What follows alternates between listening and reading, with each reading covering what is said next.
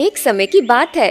सोनपुर नामक गांव में एक गरीब मछुआरा रहता था जिसका नाम कुंदन था। उसके माता पिता की मृत्यु होने की वजह से वह अपने घर में अकेला रहता था। एक दिन वह जंगल में नदी किनारे मछलियों को पकड़ने जा रहा था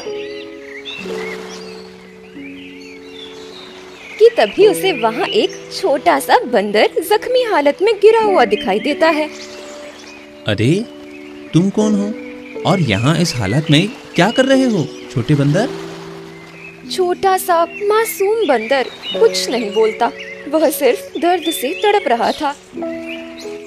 लगता है जंगल में इस मासूम बंदर का किसी ने शिकार किया है और ये उस शिकारी के शिकार से जख्मी होकर यहाँ पर अपनी जान बचाने के लिए आया है। तुम बिल्कुल परेशान मत हो छोटे बंदर, मैं तुम्हें अपने साथ ले जाऊंगा और तुम्हारा इलाज खुद करवाऊंगा। देखना, फिर तुम बिल्कुल ठीक हो जाओगे। कुंदन उस बंदर को ठीक होने का दिलासा देता है, लेकिन वह बंदर उसे चुपचाप अपनी मोटी मोटी आंखों से देखता रहता है। छोटे बंदर, तुम क्या गूंगे हो? मैं कब से तुम्हें इतनी सारी बातें कह रहा हूँ, मगर तुम हो कि कुछ बोलते ही नहीं। मुझे तो ऐसा लगता है कि तुम बोल ही नहीं सकते। चलो कोई बात नहीं, मैं तुम्हें वैद्य जी के पास लेकर चलता हूँ।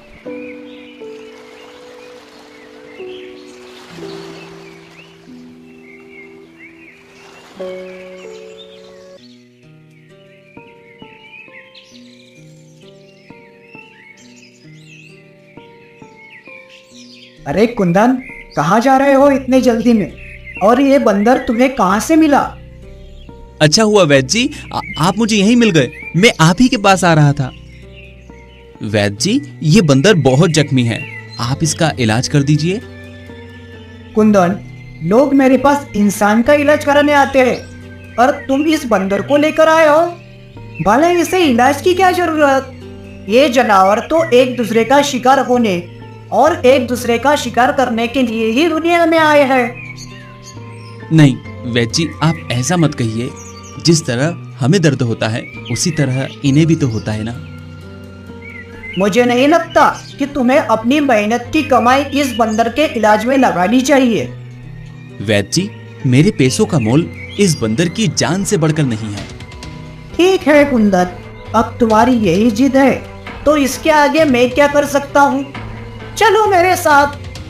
इतना कहकर वैद्य जी कुंदन और बंदर को अपने घर ले आते हैं। वह बंदर की चोट पर बहुत सारी दवाइयाँ लगाकर उसकी पट्टी बांधते हैं। देखो कुंदन, मैंने इसकी मरहम पट्टी तो कर दी है, लेकिन तुम्हें इसका बहुत ज्यादा ख्याल रखना पड़ेगा। ठीक है वैद्य जी। कुंदन बंदर को लेकर अपने घर चला जाता है। बंदर बेचारा जख्मी हालत में सुस्त होकर कुंदन के पास लेटा रहता है।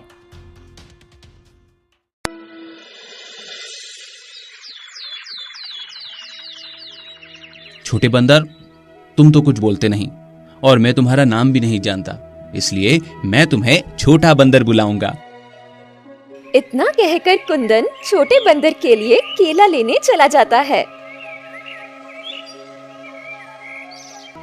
छोटे बंदर, देखो मैं तुम्हारे लिए केला लाया हूँ। मैंने सुना है तुम बंदरों को केला बहुत पसंद होता है। अब जल्दी से उठो और ये सारे केले खाकर खत्म करो। इसके बाद तुम्हें अपनी दवाई भी तो लेनी है, तभी तो तुम ठीक हो पाओगे। कुंदन इतना कहकर अपने हाथ से केले के छिलके को उतारता है और केले के छोटे छोटे टुकड़े उस छोटे बंदर के मुंह में डालने लगता है। वह छोटा बंदर धीरे धीरे आराम से केले के टुकड़े खाता है, साथ ही अपनी मोटी मोटी आंखों से कुंदन को टुकुर टुकुर देखता है। दिन गुजरते जाते हैं और कुंदन उस छोटे बंदर की ऐसी ही सेवा करता है जिससे वह छोटा बंदर ठीक हो जाता है। छोटे बंदर, अब तुम पूरी तरह से ठीक हो चुके हो और अब मुझे लगता है कि तुम्हें तुम्हारे परिवार के पास पहुंचा देना चाहिए। चलो, मैं तुम्हें तुम्हारे परिवार के पास जंगल में छोड़ देता हूँ। कुंदन ये कहकर बंदर को जंगल की तरफ लेकर जाता है।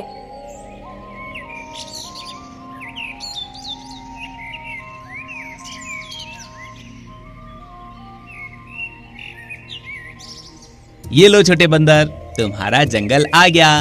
अब तुम अपने परिवार के पास चले जाओ। मुझे यकीन है कि तुम्हारे परिवार वाले भी तुम्हें ढूंढ रहे होंगे। कुंदन की ये बात सुनकर छोटा बंदर उसकी गोद से उतरता ही नहीं है। कुंदन बंदर को ऐसा करते देख उससे कहता है, छोटे बंदर, अब तुम जंगल में अपने परिवार के पास जाओ। कुंदन की बहुत कोशिशों के बाद भी बंदर उसकी गोद से नहीं उतरता। छोटे बंदर को ऐसा करते देख कुंदन परेशान होकर कहता है, छोटे बंदर, अब मैं क्या करूं? तुम तो मेरी गोद से उतर ही नहीं रहे हो। लगता है तुम वापस जाना ही नहीं चाहते। कुंदन की ये बात सुनकर बंदर उसके सीने में अपना मुंह छुपा लेता है। छोटे बंदर को ऐसा करते देख कुंदन मुस्कुराता है और कहता है, अच्छा, तो तुम मेरे साथ रहना चाहते हो? वैसे मेरे घर में मेरे अलावा और कोई नहीं रहता। अच्छा है, मुझे तुम्हारे रूप में अपने लिए एक साथी मिल जाएगा। कुंदन ये कहकर उस बंदर को अपने घर वापस ले आता है और फिर वो दोनों साथ रहने लगते हैं। छोटा बंदर कुंदन के हर काम में उसका हाथ बंटाता है। एक दिन कुंदन नदी किनारे मछली पकड़ने जाता है। तभी वहाँ पर एक दूसरा मछुआरा आता है और कहने लगता है, अरे तुम कौन हो और यहाँ क्या कर रहे हो? मैं कुंदन हूँ और यहाँ पर मछली पकड़ने आया हूँ। पर मैंने तो तुम्हें यहाँ पहले कभी नहीं देखा। मैं तो यहाँ रोज आता हूँ। हो सकता है कि आप और मैं रोजाना अलग अलग समय पर मछली पकड़ने आते हो, इसलिए हम दोनों की कभी मुलाकात नहीं हुई। तुम मुझसे झूठ मत बोलो। और रही बात तुम्हारे यहाँ आने की, तो आज के बाद मैं तुम्हें यहाँ मछली पकड़ता ना देखूं, क्योंकि ये नदी मेरी है। अगर तुमने दोबारा इस नदी से मछलियाँ पकड़ने की कोशिश भी की तो मैं तुम्हें इस नदी में फेंक दूंगा। कुंदन गरीब होने के साथ ही बहुत सीधा भी था, इसलिए वह उस मछुआरे से बिना कुछ कहे चुपचाप अपने घर आ जाता है, जहाँ छोटा बंदर उसके आने का इंतजार कर रहा होता है। छोटे बंदर, अब मैं क्या करूं? मेरे पास तो कोई दूसरा काम भी नहीं है जिससे मैं अपना और तुम्हारा खर्च उठा सकूं।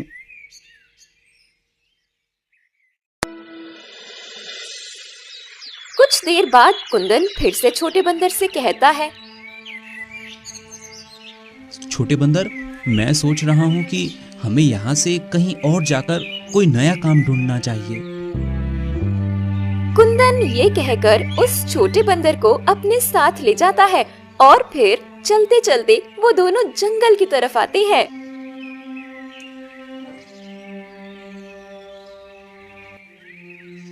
तभी अचानक बंदर कुंदन का हाथ जोर जोर से खींचने लगता है। छोटे बंदर, क्या हुआ? तुम ऐसे मुझे बार बार क्यों खींच रहे हो? अच्छा, मैं समझ गया, तुम्हें भूख लगी है। रुको, मैं देखता हूँ, शायद इस जंगल में तुम्हारे खाने लायक कोई फल मिल जाए। कुंदन ये कहकर उस बंदर को अपने साथ लिए जंगल के अंदर किसी फल की तलाश में इधर उधर देखता है, लेकिन उसे उस जंगल में सूखे पेड़ों के अलावा कुछ नहीं दिखता है। तभी कुंदन छोटे बंदर से कहता है, मुझे तो यहाँ तुम्हारे खाने के लिए कोई फल नहीं दिख रहा।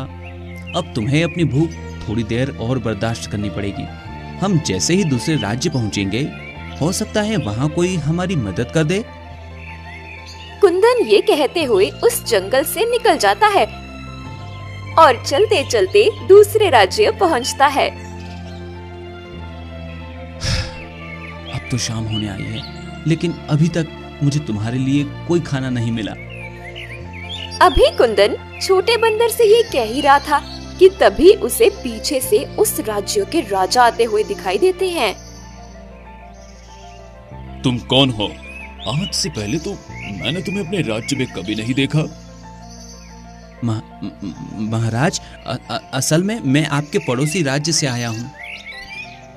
ओह अच्छा, तो तुम यहाँ नए हो। तो मैं ये जान सकता हूँ कि तुम यहाँ क्यों आए हो? महाराज, मेरा नाम कुंदन है और मैं एक मछुआरा हूँ। मगर मेरे पास इस समय कोई काम नहीं है, इसलिए मैं यहाँ काम की तलाश में आया हूँ। अच्छा, तो तुम यहाँ काम की तलाश में आए हो। अगर मैं कहूँ कि तुम मेरे महल के सामने वाली नदी और उसके पास के झरने की साफ सफाई करो, तो बदले में मैं तुम्हें खाने और रहने की जगह दूंगा, तो क्या तुम ये काम करना चाहोगे? कुंदन राजा की ये बात सुनकर खुशी खुशी हाँ कर देता है और कहता है, महाराज, आपका बहुत बहुत शुक्रिया कि आपने मुझे काम पर रखा।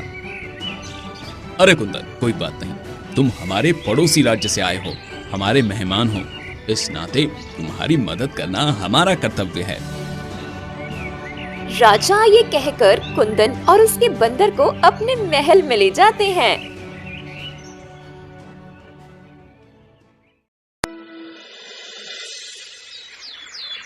दिन गुजरते हैं। कुंदन सारा दिन महल के पास झरने और नदी की साफ सफाई करता है और उसके साथ उसका बंदर भी उसके छोटे छोटे काम में उसकी मदद करता है। राजा कुंदन को मेहनत और ईमानदार से काम करता देख बहुत प्रसन्न होते हैं। एक दिन मंत्री जी राजा के पास आते हैं और कहते हैं, महाराज, क्षमा चाहूंगा, लेकिन आपके लिए एक बुरी खबर है। कैसी बुरी खबर? महाराज, महल में जो कीमती खजाना रखा था वो चोरी हो गया है। मंत्री जी की बात सुनकर राजा गुस्से से महल के सारे नौकरों को अपने पास बुलाते हैं। मैं जानता हूँ कि तुम लोगों में से ही किसी ने मेरे खजाने की चोरी की है, तो जिसने भी ये काम किया है वो सामने आ जाए और सच बता दे। मैं वादा करता हूँ कि मैं उसे माफ कर दूंगा, साथ ही कुछ खजाना भी दूंगा। लेकिन अगर तुमने सच नहीं बताया तो मैं तुम सबके साथ बहुत बुरा करूंगा। राजा ये कहकर एक एक नौकर से पूछताछ करते हैं। तभी मंत्री जी राजा से कहते हैं, महाराज, मुझे लगता है कि ये काम हमारे राज्य के किसी नौकर का नहीं है, बल्कि दूसरे राज्य से आए हुए कुंदन का है। मुझे नहीं लगता मंत्री जी कि कुंदन ऐसी हरकत करेगा। वो तो मुझे बहुत ही सीधा और ईमानदार लगता है। लेकिन महाराज, मुझे तो यही लगता है। मंत्री जी, आप इतने यकीन से कैसे कह सकते हैं? क्योंकि कुंदन ही है जो महल के अंदर और बाहर आ जा सकता है। महाराज, मुझे लगता है कि हमें कुंदन की तलाशी लेनी चाहिए। ठीक है मंत्री जी, चलिए जहाँ कुंदन रहता है हम सब वहीं चलते हैं। राजा ये कहकर कुंदन के पास जाते हैं। मैंने तुम्हें सीधा और ईमानदार समझकर अपने राजमहल में काम दिया और तुमने मेरी ही खजाने की चोरी कर ली। चोरी? कैसी चोरी महाराज? और आप किस खजाने की बात कर रहे हैं? कुंदन, जितने सीधे तुम दिखते हो उतने हो नहीं। अब बताओ, तुमने महाराज का खजाना कहाँ कहाँ छुपाया है? महाराज, मेरा यकीन कीजिए, मैंने कोई खजाना नहीं चुराया, मैं चोर नहीं हूँ।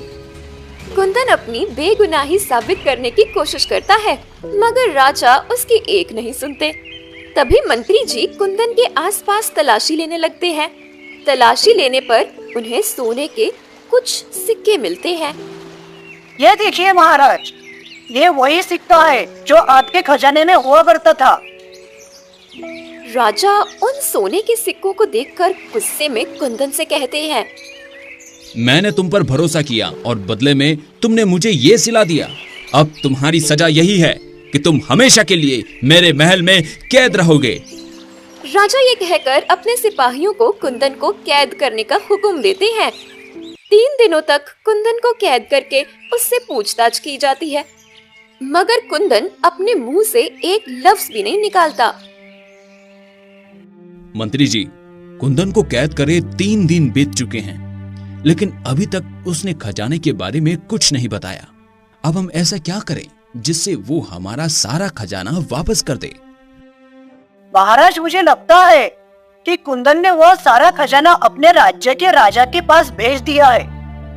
अभी राजा और मंत्री ये बात कर ही रहे थे कि तभी वहाँ कुंदन का छोटा बंदर आता है और राजा से कहता है, प्रणाम महाराज। अरे तुम तो वही बंदर हो ना जो उस कुंदन के साथ हर समय पाए जाते थे। जी महाराज, मैं वही बंदर हूँ। मगर मैंने तो पहले कभी तुम्हें बोलते हुए नहीं सुना। जी महाराज, क्योंकि मैं ज्यादा बोलना पसंद नहीं करता। महाराज, मैं जानता हूँ कि आपका सारा खजाना कहाँ है और किसने उसे चोरी किया है। अच्छा, तो बताओ फिर मेरा खजाना कहाँ है? महाराज, महल के पीछे जो पर्वत है, उस पर्वत के नीचे एक छोटी सी गुफा है। वो खजाना उसी गुफा में छुपाया गया है। लेकिन ये काम आखिर किसने किया? महाराज, मेरी एक शर्त है। अगर आप मेरी शर्त पूरी करेंगे तो ही मैं बताऊंगा कि आपके खजाने को किसने चुराया है।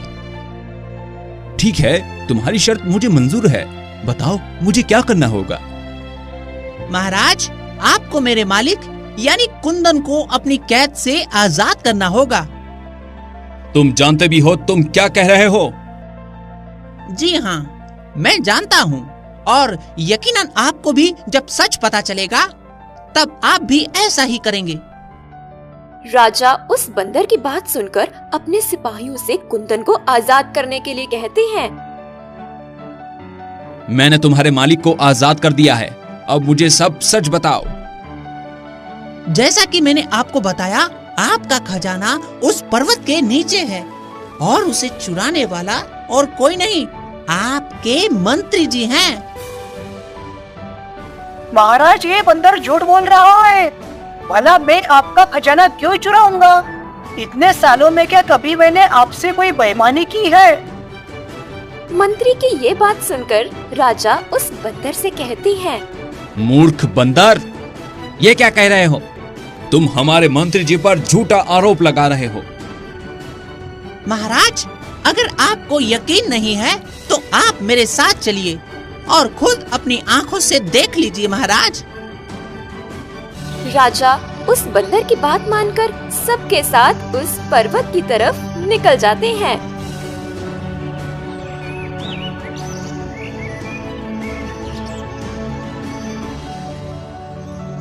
छोटा बंदर सबको उस पर्वत के नीचे बनी गुफा में ले जाता है और वहाँ पर छुपा सारा खजाना राजा को दिखाता है। मंत्री जी, आपने मेरा खजाना चुराया, मगर क्यों? महाराज, ये झूठ बोल रहा है। मैंने ये खजाना नहीं चुराया। ये जरूर इस बंदर और उसके मालिक कुंदन का काम है। मंत्री जी, आप मेरे साथ इतनी बड़ी दगाबाजी करेंगे मैंने सोचा भी नहीं था, लेकिन अब इसकी सजा आपको जरूर मिलेगी। आपकी सजा यही है कि आप कुंदन की जगह महल में कैद रहेंगे और आपकी जगह कुंदन महल का नया मंत्री बनेगा। मंत्री को सजा सुनाने के बाद राजा कुंदन से कहते हैं। कुंदन, मुझे माफ कर दो, मैंने तुम्हें बेवजह सजा दी। नहीं महाराज, आप मुझसे माफी मत मांगिए। कुंदन, तुम्हारा ये बंदर बहुत समझदार है और तुम्हारा बहुत ही वफादार साथी है। अगर आज ये न होता तो सच में हम तुम्हें हमेशा के लिए अपनी कैद में रखते। जी महाराज, मैं जानता हूँ मेरा ये छोटा साथी मेरा वफादार है, लेकिन मुझे ये नहीं पता था कि ये बोल भी सकता है। वैसे छोटे बंदर, तुम्हें कैसे पता चला कि ये सब मंत्री जी ने किया है? जब आप कुंदन को सजा देने के लिए ले जा रहे थे, तब मुझे एक सोने का सिक्का मंत्री जी के पास से गिरा हुआ मिला। उस दिन से मैंने मंत्री जी पर नजर रखना शुरू कर दी थी, और फिर जैसे ही मुझे खजाने का पता चला तो मैंने आपको आकर बता दिया। शाबाश छोटे बंदर, तुमने बहुत ही अच्छा काम किया है। शुक्रिया मेरे छोटे बंदर, मैं तुम्हारी वफादारी को सलाम करता हूँ। इतना कहकर वह अपने छोटे बंदर को गले लगा लेता है।